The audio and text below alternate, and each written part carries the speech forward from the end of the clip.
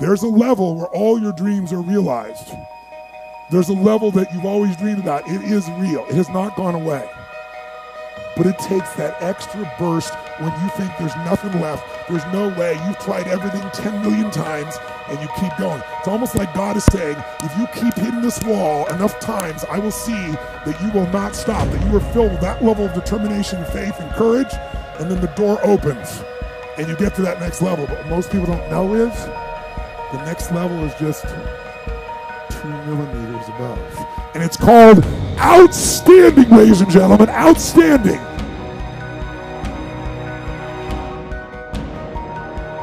I don't quit. I'm resilient. I own the #1 skill, the #1 talent required to eventually win. I already have. I can't quit. You'd have to kill me to get me out of chasing my dream, right? So #1, I want to point it out as the #1 gift. The best ability is availability. Do you have it? Have you decided to have it? Is it something you're going to possess the rest of your life? And those of you that do have it already, I need you to take an inventory, be aware of it, and be intentional with crediting yourself as you're listening to this or watching it today into the bank of your self-confidence, into the bank, into the deposits you make in your identity, because it has everything to do with winning. Every guest you've seen on my show, all the people that I've coached, all have different talents, skills, and abilities. What's the one they all have? The ability to stay present, the ability to stay in the fight, to have not quit. You think, well, that's not a big deal. Really? Because as I've been talking, millions of people made the decision to quit on their dream, just as I've been talking to you. The rest of the day, millions more will. Tomorrow, millions more. Every day, literally millions of people quit on one of their dreams, their dream relationship, their dream business, their dream body. So quitting has become the #1 habit in the world by people that end up losing. And I'm telling you, it happens every day, every second, everywhere. Just the fact that while I've been speaking, you're still after your dream, you're ahead of them. You don't give yourself enough credit. Because eventually what I found, it looks like winning's this huge competition. But every day, every week, every year, every decade as time goes by, you're going to find that you're competing with a smaller and smaller and smaller group of people for your dream. Because so many of them will just quit. And by the way, many of them that quit will possess talents, maybe even gifts you don't have. Their incredible ability with people, their incredible strength, their incredible brain, and they'll quit with all this giftedness, but you got the talent. You have to learn to distinguish between something that is a talent and a gift. You can develop skills, you can develop talents. Gifts are something you're born with. But the people that I see that win long term are the ones who develop the talents and skills required to win.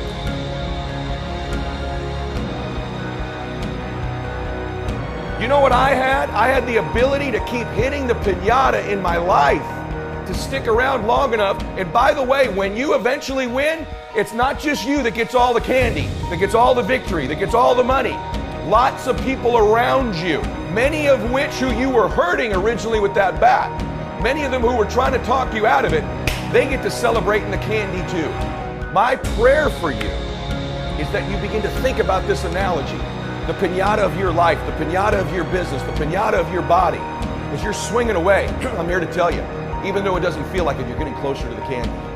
And if you can add more people to celebrate, it's okay that you feel disoriented. It's okay that it feels blinding and you don't know exactly what direction to go. Just like these precious babies with the piñata. It's okay that you miss it once in a while. It's okay that you get tired once in a while. But as long as you keep after it and you keep pounding away that compound effort of your pounding, I can promise you there's candy someday. And everybody around you will jump on it and celebrate. That's my wish for you today as you listen to me. Of all the skills I'm going to teach you, that I've taught you, and if you've not listened to my other shows, I teach you about listening, transfer energy, how to close, how to change your identity, how to live blissfully dissatisfied, how to unlock your success code, all of the very detailed things I teach. Today is the most important thing, is that as you learn all these skills, it'll help you with the blindness. Every single skill you learn, you'll see clearer and clearer and clearer. But if you don't develop the talent, the #1 skill in the world, which is to keep hitting the piñata and to stick around until the candy comes out, because here's the deal. Someone's gonna get the candy in life. There's always candy in life. That piñata eventually always breaks down. Do you want to be the person who was there in the beginning, hitting as hard as you could and sacrifice it, and maybe hurting the people around you, and never get the candy? Or are you going to get something for your pain? Are you going to get something for your effort? Are you going to get something for this sacrifice you're making? You got to get something for this pain. You got to stick in the game until the candy comes out, and then we all get to celebrate.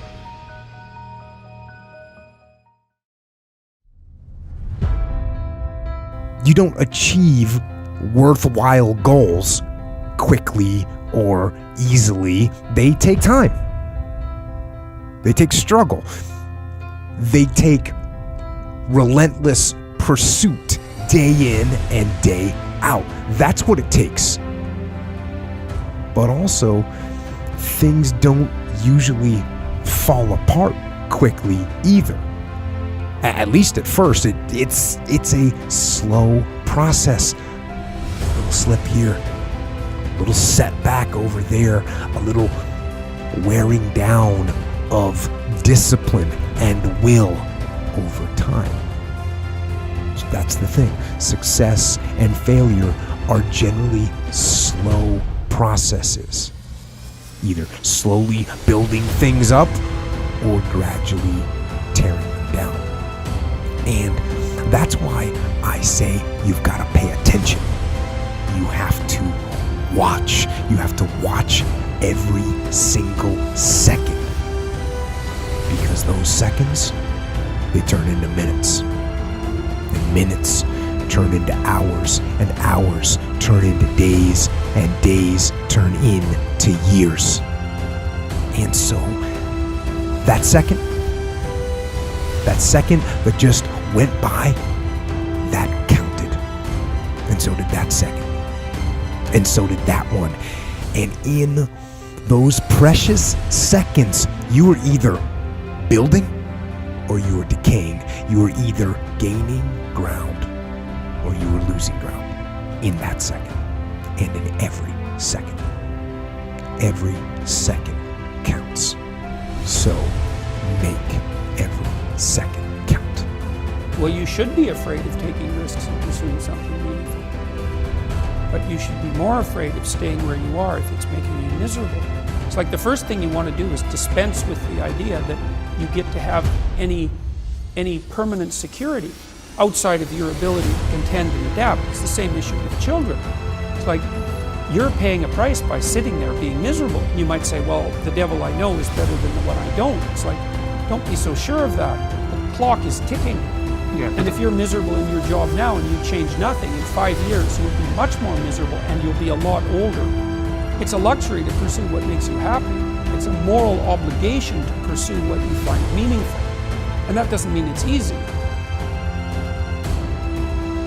You know, if you take people, and I've told you this, and you expose them voluntarily to things that they are avoiding and are afraid of, you know, that they know they need to overcome in order to meet their goals, their self-defined goals. If you can teach people to stand up in the face of the things they're afraid of, they get stronger. And you don't know what the upper limits to that are, because you might ask yourself, like, if for 10 years, if you didn't avoid doing what you knew you needed to do, by your own definitions, right, within the value structure that you've created, to the degree that you've done that, what would you be like? Well, you know, there are remarkable people who come into the world from time to time, and there are people who do find out over decades-long periods what they could be like if they were who they were, if they spoke their being forward. And they get stronger and stronger and stronger, and we don't know the limits to that. We do not know the limits to that. I wish I had not waited 14 years. Somebody said if you want to lose something, lose money. You can get that back. 8 out of 10 millionaires have been financially bankrupt. Walt Disney filed bankruptcy 7 times and had 2 nervous breakdowns. But don't lose time. There were 14 years I sat on the sideline. 14 years I said, I don't have an investor in me like Tony Robbins. 14 years that said, I don't have an MBA or a PhD, and I can't compete with these guys. I have the complexion of rejection. 14 years I silenced myself. Wow. And so I regret that, because there are some people that maybe if they'd heard my voice, they would not have turned to drugs. If they'd heard my voice, their lives would have taken a different direction. And I can't get those 14 years back. that haunts me, and I think that drives me when I speak with such energy. I'm trying to make up for that time, but I